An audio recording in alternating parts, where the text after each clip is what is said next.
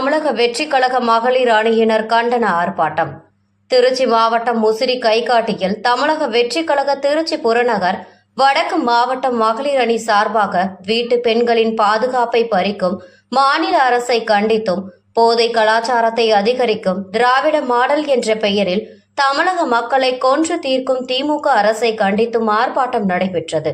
ஆர்ப்பாட்டத்திற்கு தமிழக வெற்றிக் கழக திருச்சி புறநகர் வடக்கு மாவட்ட செயலாளர் ஜெகன்மோகன் தலைமை வகித்து துவக்கி வைத்தார். மகளிர் அணி நிர்வாகிகள் மகளிருக்கு எதிராக நடைபெறும் பாலியல் வன்கொடுமைகளை கண்டித்தும் அதிகரித்து வரும் போதை கலாச்சாரத்தை கண்டித்தும் பேசினார். பின்னர் கோஷங்கள் எழுப்பி கண்டன ஆர்ப்பாட்டம் செய்தனர்.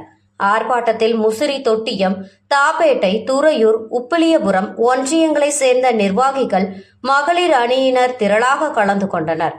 முசிறி போலீசார் பாதுகாப்பு ஏற்பாடுகளை செய்திருந்தனர். பார்த்தாலும் கூட்டு பாலியல் வன்கொடுமை, சிறுமி முதல் மூதாட்டி வரை யாருக்குமே இங்கு பாதுகாப்பு இல்லை. ஏன் நன்கு படித்த பட்டதாரி பெண் மருத்துவரை கூட பாலியல் வன்கொடுமை செய்துள்ளனர். போன நாட்கள் முதல் நேற்று கூட செய்திகளில் பிஞ்சு பச்சை பிள்ளைகளை கூட பாலியல் வன்கொடுமை செய்யப்பட்டு மிகவும் வேதனை அளிக்கிறது.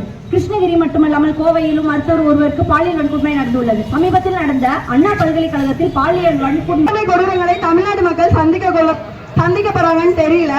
சட்டம் ஒழுங்கை இவ்வளவு கேவலமாக வைத்துக் கொண்டு அடுத்த தேர்தலில் 200 தொகுதிகளுக்கு மேல் வெல்வேன் என்று கூறுவதற்கு கொஞ்சம் கூட நாம் நடுவதில்லையா? முதல்வர் அவர்களே, மக்களை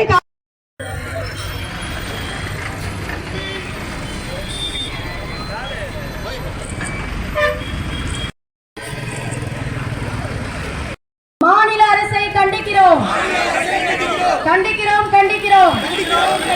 திராவிட மாடல் அரசை கண்டிக்கிறோம். திராவிட மாடல் அரசை கண்டிக்கிறோம். தமிழ்நாடு அரசை கண்டிக்கிறோம். தமிழ்நாடு அரசை கண்டிக்கிறோம்.